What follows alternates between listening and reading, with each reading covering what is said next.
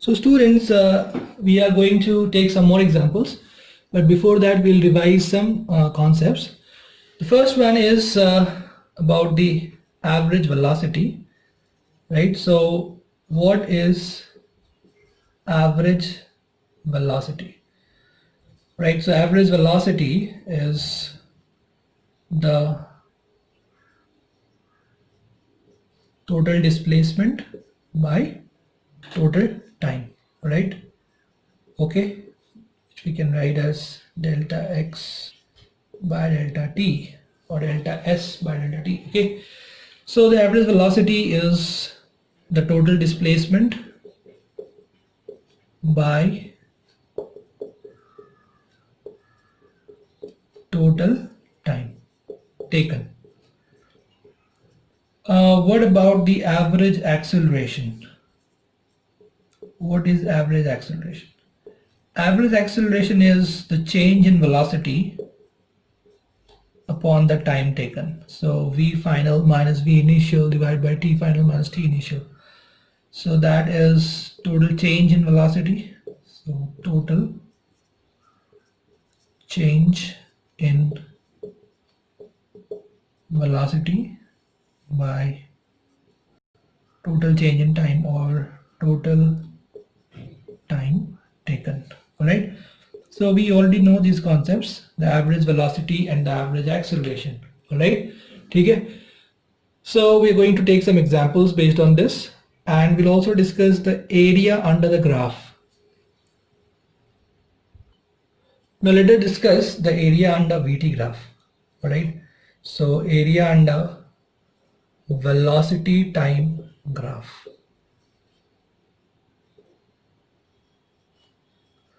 So if we have a velocity time graph, alright, like this, let us say this one,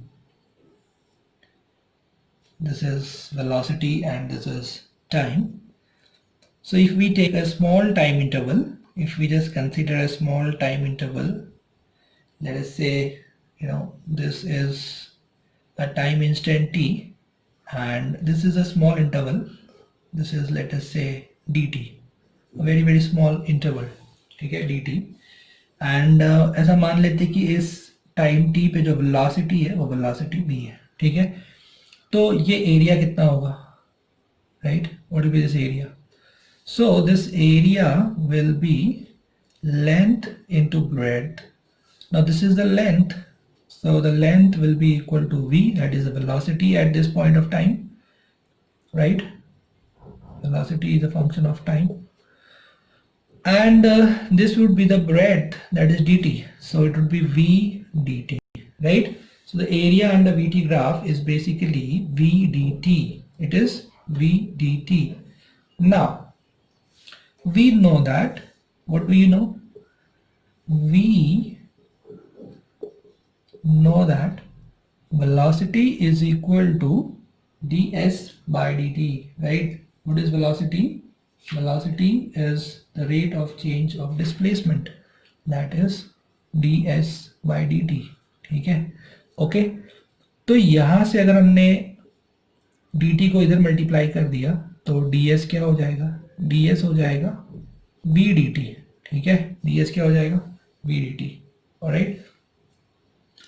तो ये अगर हमने देखा यहाँ पे ध्यान से, तो dA और ds, dA is also v dt, ठीक है, v इज वेलोसिटी, आप चाहो तो यहाँ वेक्टर लगा दो, ठीक है, वेलोसिटी, तो v dt, या फिर यहाँ मॉड ले लो, ds का मॉड और v dt का मॉड, तो ये हो गया ds is equal to v dt, ठीक है। तो ये equation number 1, equation number 2, right, dA is v dt, ds is v dt. So what can we say?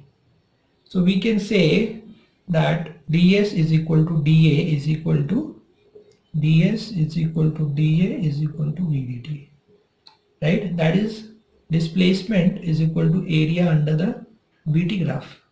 So if I integrated both the sides, right, if I integrated, it will be integration of ds is equal to integration of v dt. Okay, so what do I get from here? So from here I get displacement is equal to integration of v dt, अगर आप vector form में चाहो you can write it like this, displacement vector is equal to integration v dt, right? So this is basically the area, this is also the integration of the area under the graph. So this is also equal to integration of the area. So this is basically equal to area, right? And area under VT graph. So हमने ये already discuss किया, मैंने आपको इस पे कुछ simple question भी बताए थे, राइट? जस्ट मैं एक बार रिवाइज कर रहा हूँ कि from velocity time graph we'll get the displacement, right? Displacement का मतलब हो गया change in position, right? That is x final minus x initial, ये होता है displacement, ठीक है? This is displacement and this is equal to area under VT graph, so VDT, okay? Alright, so displacement can be found by finding out the area under the VT graph. Okay, now let us discuss the area under AT graph and then let us do some questions based on all these concepts. So let us now discuss area under acceleration time graph. Okay, so first let us consider acceleration, as a function of time. ऐसा कुछ, just for example I may take like this, acceleration is equal to t square plus 3t, something like this. So acceleration is given as a function of time, alright? और हम लोगों को पता है कि acceleration क्या होता है, एक्सेलरेशन होता है dv by dt, rate of change of velocity. तो अगर मैं इस dt को इधर मल्टीप्लाई कर दूं तो ये हो जाएगा a dt is equal to dv, ठीक है? मतलब a small change in velocity, that is an infinitesimal change in velocity is equal to a dt, okay? और अगर मैंने यहाँ पे, ठीक है, अगर एक ग्राफ कंसीडर कर लिया, ठीक है, if I just consider one graph here, velocity acceleration time graph, this is acceleration and this is time, ठीक है? मैंने ऐसा कुछ एक ग्राफ कंसीडर कर लिया और इसमें जैसे मान लो कि ये मैंने ले लिया है t1, ये मैंने ले लिया है t2, ठीक है? ओके, तो मुझे ये देखना है कि एरिया अंडर दिस ग्राफ ये मुझे क्या देगा, व्हाट विल दिस गिव? तो मैं इसमें एलिमेंट ले लेता हूँ पहले, तो मैंने ये एलिमेंट कंसीडर कर लिया. तो ये जो एलिमेंट कंसीडर किया है ये किसी टाइम t पे मैंने कंसीडर किया होगा, तो मैंने यहाँ पे टाइम t मान लिया है. और ये जो एक एलिमेंट मैंने कंसीडर किया है, इस एलिमेंट का थिकनेस मैंने मान लिया है dt, ठीक है? dt मान लिया.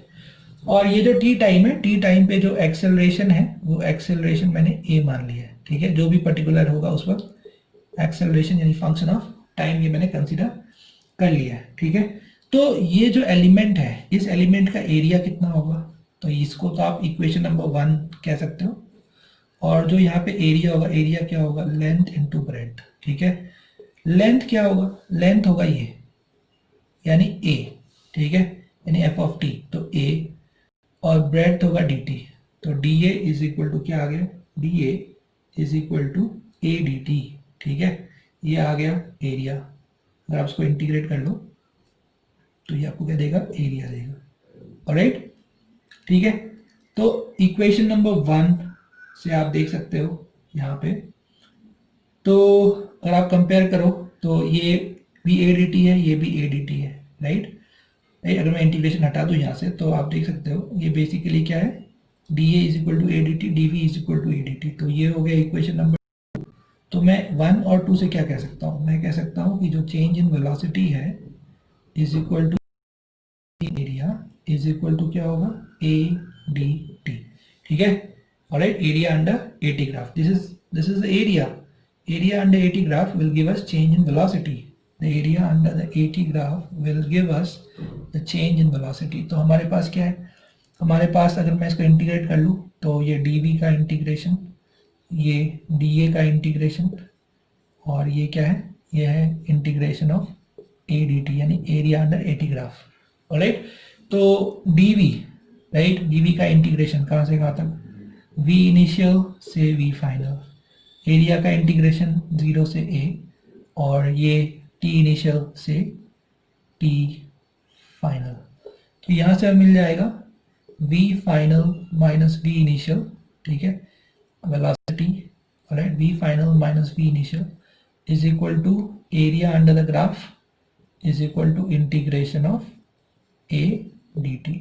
So this is the change in velocity. मतलब area under AT graph, area under acceleration time graph, acceleration time graph. The area under acceleration time graph will give us what? Will give us the change in velocity. All right. So this will give us the change in velocity. This area will give us change in velocity. So this is very important thing. मतलब from acceleration time graph, we can directly find out the change in velocity. All right. Okay. Okay. So now we should understand one thing. Area above time axis, area above time axis will be taken as positive change in velocity. Okay. And area below time axis, area below time axis will be taken as negative change in velocity.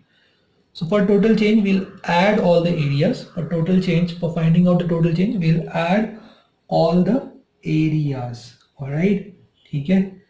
Suppose, for example, if we have a graph like this, you know, कि इसमें आधा ऐसा ऊपर है और आधा नीचे इस तरह से है. ठीक है. इस तरह से एक ग्राफ है, एक्सेलरेशन टाइम ग्राफ. ओके. तो जो ऊपर वाला एरिया है, राइट, ऊपर वाला एरिया उसको A1 कह दो, नीचे वाला जो एरिया है उसको A2 कह दो. तो यहाँ पे A1 क्या देगा आपको? A1 देगा पॉजिटिव चेंज इन वेलोसिटी और A2 क्या देगा? Negative change in velocity. तो जो टोटल चेंज इन वेलोसिटी होगा वो कितना होगा? टोटल चेंज इन वेलोसिटी इनका अलजेब्राइक सम हो जाएगा. ठीक है. मतलब A1 प्लस A2, राइट. तो जो टोटल अलजेब्राइक सम होगा एरिया का, मतलब इसको आप टोटल चेंज वेलोसिटी हो जाएगा आपका डेल्टा V1 और ये माइनस डेल्टा V2. ये वैल्यूज आप डाल दोगे. ठीक है. ओके. तो जो एरिया नेगेटिव है, जो एरिया बिलो टाइम एक्सिस है, right, that will represent the negative change in velocity. So total change in velocity क्या हो जाएगा? हो जाएगा प्लस डेल्टा V1, राइट, ये, और माइनस डेल्टा V2. ठीक है. समझ में आ रहा है आपको? अगर दोनों ये टाइम एक्सिस के ऊपर होते तो हम दोनों को ऐड कर देते, यानी दोनों जो है वो होता है positive change in area. But जो टाइम एक्सिस के ऊपर है वो है पॉजिटिव चेंज इन वेलोसिटी, और जो टाइम एक्सिस के नीचे जो एरिया है वो एरिया रिप्रेजेंट करेगा नेगेटिव चेंज इन वेलोसिटी. तो टोटल चेंज इन वेलोसिटी कैसे फाइंड करेंगे हम लोग? Plus delta V1 minus delta V2 इस केस में. ठीक है. ये जो एग्जाम्पल हमने यहाँ पे लिया है, हमने उसके लिए डिस्कस किया है, राइट. तो आई होप आपको समझ में आया होगा. तो अब हम लोग कुछ एग्जाम्पल्स लेते हैं, ये सब कॉन्सेप्ट पे बेस्ड, राइट. तो area under velocity time graph हमें देता है डिस्प्लेसमेंट, मतलब चेंज इन पोजीशन. ठीक है. Area under velocity time graph. और area under acceleration time graph क्या देता है? वो हमें देता है change in velocity. Okay. So what is the conclusion? Conclusion is very simple. Area under velocity time graph. ठीक है. Area under will give us displacement. Okay. और change in position. That's all. ठीक है. And area under acceleration time graph वो क्या देगा हमको? वो हमको देगा चेंज इन वेलोसिटी. जैसे ये हमें दे रहा है चेंज इन पोजीशन, यानी x final minus x initial, वैसे ये हमें देगा change in velocity, v final minus v initial. This is the conclusion. So let us now do some examples based on this. So students, let us discuss one question. So in this question is given that the velocity time curve of a moving point, velocity time curve of a moving point, there is some particle which is moving, उसका velocity time graph हमें यहाँ पे दिखाया गया है, shown in the figure. Find the retardation of the particle for the portion CD. Alright, तो ये A है, ये B है, ये C है और ये D है. तो बोला गया find the retardation of the particle for the portion CD. So first we should understand retardation या acceleration. मतलब basically हमको acceleration find करने के लिए कहा गया है. ठीक है. Alright. तो जो acceleration होगा यहाँ पे for the portion, यानी आपको पूरे एक टाइम इंटरवल के लिए फाइंड करना है, मतलब आपको एवरेज एक्सेलरेशन फाइंड करना है। क्या फाइंड करना है आपको? CD का एवरेज एक्सेलरेशन फाइंड आउट करना है, ऐसा कहा गया है। ठीक है, तो एवरेज एक्सेलरेशन क्या हो जाएगा? वो हो जाएगा टोटल चेंज इन वेलोसिटी, यानी v final minus v initial by t final minus t initial. ठीक है, तो जो फाइनल वेलोसिटी है आप देख सकते हो यहाँ पे वो है time t is equal to 70 seconds पे, तो velocity is zero, right? Velocity जो है वो जीरो, तो वो हो जाएगा जीरो माइनस, और जो इनिशियल वेलोसिटी है यहाँ पे वो है 60, तो जीरो माइनस 60, राइट? और t फाइनल इज 70, राइट? क्योंकि फाइनल पॉइंट है d और इनिशियल पॉइंट है c, CD when you say CD, D is the final point and C is the initial point. Okay, C is the final point and C is the initial point, D is the final point. तो final time हो जाएगा 70 और initial time है 40. Okay, तो आपको मिल जाएगा -60 by 30, that's -2 metre per second square. यानी जो रिटार्डेशन है दैट इज, रिटार्डेशन का मतलब ही है नेगेटिव एक्सेलरेशन, तो रिटार्डेशन है -2, या एक्सेलरेशन का आप is -2 metre per second square. ठीक है, और अगर रिटार्डेशन पूछा जाए आपसे, राइट, तो आप क्या करोगे? तो आप उसका मॉड लिख दोगे कि जो रिटार्डेशन है, retardation is 2 metre per second square. तो ऐसा क्यों किया हम लोगों ने? क्योंकि रिटार्डेशन का मतलब ही होता है नेगेटिव एक्सेलरेशन, तो वहां पे माइनस साइन लगाने की जरूरत नहीं है। जैसे यहाँ पे पूछा जाए व्हाट इज एक्सेलरेशन, तो हम आंसर क्या देंगे? हम बोलेंगे acceleration is -2 metre per second square. Perfect answer है वो, ठीक है, acceleration is equal to -2 metre per second square. लेकिन अगर हमसे पूछा जाए व्हाट इज रिटार्डेशन, तो रिटार्डेशन का मतलब ही है नेगेटिव एक्सेलरेशन, तो हमें माइनस लगाने की यहाँ पे कोई ज़रूरत नहीं है। हम डायरेक्टली बोल सकते हैं कि retardation is 2 metre per second square. ठीक है, तो चलिए आइए करते हैं हम लोग अब next question. So students, this is the next question. तो इस क्वेश्चन में दिया है कि as soon as a car just starts from rest. तो ये जो आप ग्राफ देख रहे हैं यहाँ पे, तो ये वाला ग्राफ दिया है कार का, और ये वाला ग्राफ दिया है स्कूटर का। तो जो कार है, कार का इनिशियल वेलोसिटी 0 है। ठीक है, अगर हम कार की बात करें तो कार का जो इनिशियल वेलोसिटी है वो 0 है, राइट? फिर उसका जो वेलोसिटी वो बढ़ते जा रहा है, उसका स्पीड बढ़ते जा रहा है। और दूसरा एक स्कूटर है, स्कूटर की बात करें अगर हम लोग, तो स्कूटर का इनिशियल वेलोसिटी कितना है? उसका इनिशियल वेलोसिटी है 30 मीटर पर सेकेंड। ठीक है, और वो उसका कांस्टेंट वेलोसिटी है, वो एक कांस्टेंट वेलोसिटी से मूव कर रहा है। ठीक है, this is also equal to its final velocity, it's moving with a constant velocity. अब हम लोगों से यहाँ पे पूछा गया है कि सबसे पहले आप क्वेश्चन पढ़ लीजिए एक बार, आप क्वेश्चन लिख भी लीजिए।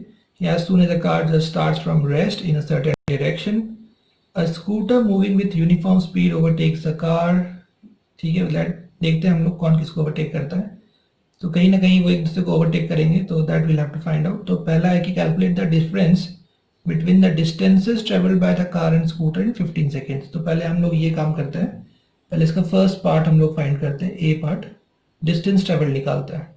तो सबसे पहले 15 सेकेंड्स, तो 15 सेकेंड्स में आप देखोगे, अभी आपको यहाँ पे डिस्प्लेसमेंट पहले आप निकाल लो। डिस्प्लेसमेंट क्या होगा? वो होगा area under velocity time graph, right?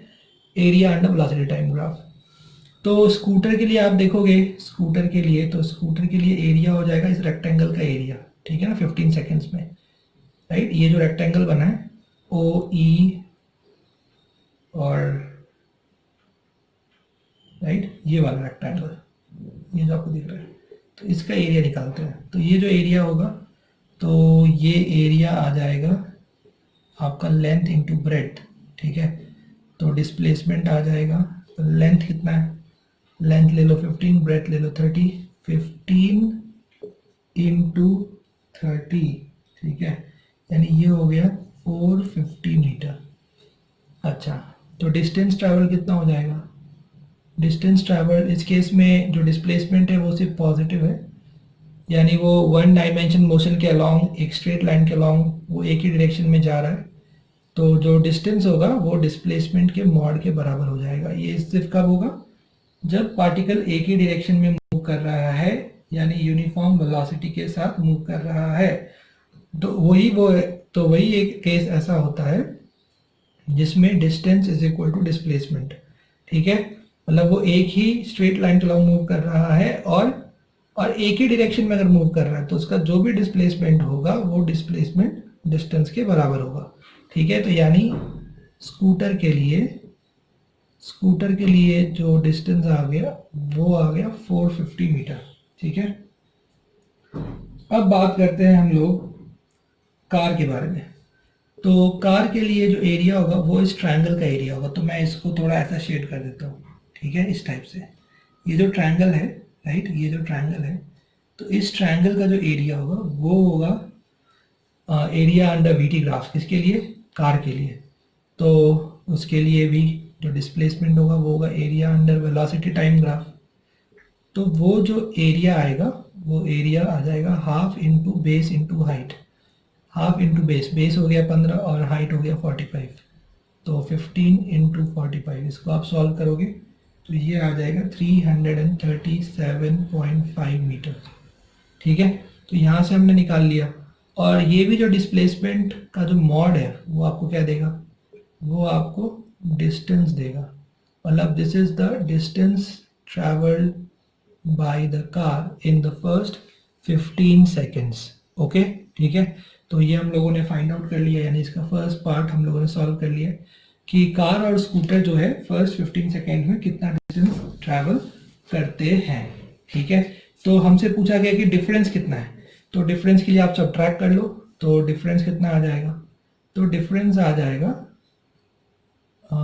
आपको सब्ट्रैक्ट करना होगा, तो वो हो जाएगा 450 माइनस 337.5। ठीक है, तो 450 माइनस 337.5 और वो निकल कर आ जाएगा 112.5। ठीक है, 112.5 मीटर। तो ये आंसर है फर्स्ट पार्ट का, हमें डिफरेंस फाइंड आउट करना था। सेकेंड पार्ट में हमसे पूछा गया कि the distance of car and scooter from the starting point at the instant where the car catches the scooter. ठीक है, तो हम लोग ऐसे एज्यूम करेंगे यहाँ पे कि let after time t from the starting point, t time के बाद let us assume that the car catches the scooter. ठीक है, सो हमने क्या एज्यूम कर लिया, हमने एज्यूम कर लिया let at time t equal to t the car catches the scooter. ठीक है, तो अब दोनों जो है एक ही पॉइंट से स्टार्ट कर रहे हैं, तो अगर उनको एक दूसरे को कैच करना है या एक पॉइंट में मिलना है तो दोनों के जो डिस्टेंस ट्रैवल्ड है वो बराबर होने चाहिए। तो अभी distance travelled by car should be equal to distance travelled by scooter. अब डिस्टेंस ट्रैवल्ड बाय कार कितना हो जाएगा, तो कार का जो डिस्टेंस हो जाएगा टोटल ट्रैवल्ड, तो वो ऐसा हो जाएगा। अब देखिए कार जो है, कार के लिए जो ग्राफ है वो इस तरह का है, ऐसा है और ऐसा है। तो किसी भी टाइम t पे, अगर मैं ये t टाइम मान रहा हूँ, तो किसी भी, क्योंकि यहाँ तक तो नहीं होगा क्योंकि 15 सेकेंड में तो उनमें डिफरेंस है, 112.5 मीटर का डिफरेंस है, तो जो होगा वो 15 सेकेंड के आगे ही होगा। तो ये पूरा एरिया मुझे कंसिडर करना होगा, राइट, इसके डिस्टेंस के लिए। तो मैं लिखूंगा हाफ इंटू, पहले ये ट्राइंगल का एरिया आ जाएगा, यानी half into base into height, ये हो गया ट्राइंगल का एरिया। फिर ये रेक्टेंगल का एरिया आ जाएगा, तो मैं पहले ये ट्राइंगल जो है उसका एरिया लिख रहा हूँ और बाद में जो ये रेक्टेंगल है उसका एरिया में लिख रहा हूँ। तो रेक्टेंगल का एरिया क्या हो जाएगा लेंथ इंटू ब्रेड्थ। तो लेंथ हो जाएगा 45 मीटर, ब्रेड्थ हो जाएगा t माइनस 15। ठीक है, तो 45 इंटू t माइनस 15, तो ये आ गया आपका distance travelled by car. Alright, और फिर से देख लीजिए, ये ट्राइंगल का एरिया मैंने लिया, ट्राइंगल का एरिया हो गया half into base into height, जो हमने यहाँ पे निकाला था 337.5। और फिर रेक्टेंगल का एरिया क्या होगा, तो आपको ये लेंथ चाहिए और ये ब्रेड्थ चाहिए, तो ये लेंथ हो गया, ये जो लेंथ हो गया, ये लेंथ हो गया 45, क्योंकि यहाँ पे डायग्राम में दिखाया गया इसका जो वेलोसिटी 45 है, और जो टाइम लगेगा उसको वो होगा t-15, तो वो ब्रेथ हो जाएगा। तो ये आ गया distance travel by car is equal to distance travel by scooter. अब स्कूटर का जो ग्राफ है वो कैसा है, स्कूटर का ग्राफ इस तरह का एकदम स्ट्रेट लाइन, ठीक है, 30 मीटर पर सेकेंड के हिसाब से स्कूटर चले जा रही है। तो टी टाइम में वो कितना ट्रेवल करेगा स्कूटर, वो होगा वेलोसिटी इंटू टाइम, यानी 30 इंटू टी, ठीक है। तो इसको सॉल्व करके हमको पहले वो टाइम फाइंड आउट करना पड़ेगा। तो जब आप इसको सॉल्व करोगे फ्रेंड्स तो आपको वो टाइम मिल जाएगा 22.5 सेकेंड्स, ठीक है। आप ट्राई कर लीजिए, तो टाइम निकल के आ जाएगा 22.5 सेकेंड्स, ठीक है ना। तो अब आपको बस ये देखना है कि आप किसी भी एक से, या तो इससे या उससे, कहीं से भी आप निकाल लो कि कितना डिस्टेंस ट्रैवल किया है कार ने या स्कूटर ने, तो आपको समझ में आ जाएगा इसका आंसर बी पार्ट का, राइट। तो बी पार्ट का आंसर क्या आएगा, अब ये 22.5 का आप यहाँ डाल दो, यानी 30 इंटू 22.5, तो वो निकल कर आ जाएगा 30 इंटू 22.5, ये निकल कर आ जाएगा 675 मीटर। मतलब स्टार्टिंग पॉइंट से 675 मीटर के बाद जाकर वो कार स्कूटर क्या करेगा, ओवरटेक करेगा। ओके।